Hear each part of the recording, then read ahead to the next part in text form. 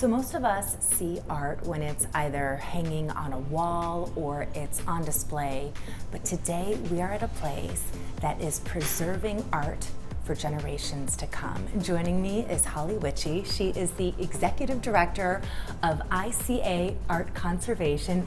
Thank you so much for inviting us here today. Thank you, Nicole. I'm glad you could come. I feel like this is one of those hidden gems, and honestly, I'm so honored to be able to tell the story of ICA because you are a very, very special nonprofit organization, and you're doing pretty remarkable things. I think we are doing pretty remarkable things. We're the oldest nonprofit art conservation lab in the country. We were started nearly 75 years ago. December will mark the beginning of our 75th year by the directors of 6 museums, Midwestern museums, all of whom wanted an art conservator for their museums, but none of them could afford one, but together they could afford one.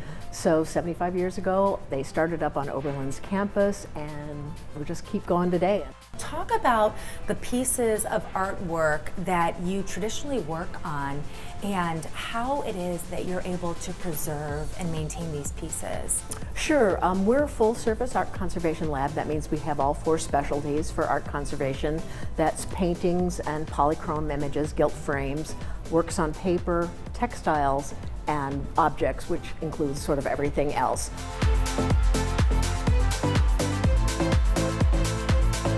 So this is Andrea, and Andrea, you are a painting conservator. Can you talk about the painting that you are working on and how this piece ended up in your hands? This is a 17th century painting by a Dutch artist that belongs to the Chazen Museum of Art, which is the University of Wisconsin's art museum. This painting had a very dark varnish coating on it, which I have removed. Along with old retouching, so many paintings are treated in the past. Okay.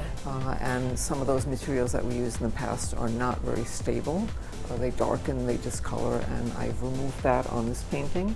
I put on a new varnish layer, and I'm doing the final retouching of the losses. So this is almost done. So when you get a piece like this, do you instantly know what has to be done, or do you have to study it and figure out? We look at it carefully, Yeah.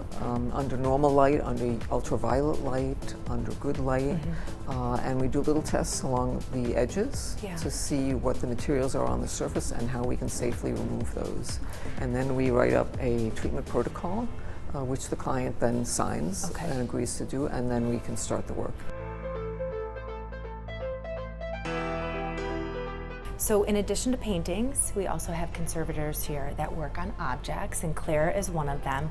Claire, what is this particular piece that you're working on? So this is called an ile ore. It's from the Nigerian culture in Africa. And the primary sort of goals of treatment are to clean it and stabilize it. So what I'm going in and doing is removing sort of all the loose dust and dirt, and then very conservatively taking some of the grime off so that it still looks like a used piece, but it's a little cleaner than it was. Can I ask you about the record behind us? Absolutely. Is that a gold record? That is a gold record. So you're working on this project as well? I am, yes, in the middle of it. Okay. So this is the Voyager record. In the 70s, they made 12 different records. It's gold-plated copper, and they were made by NASA. 2 of them were sent out into space on a Voyager spacecraft. The goal was to talk to the aliens out there? Essentially, yeah. So this is one, of course, that was not sent out into space. It's from NASA Glenn. This is prior to cleaning. Okay, so you take pictures when you receive the objects, and then you kind of study it, figure out what needs to happen. Exactly, and then once treatment or the project is complete, you take a picture after. So that's part of the documentation process. Now, Kate, you are a paper conservator. Yes.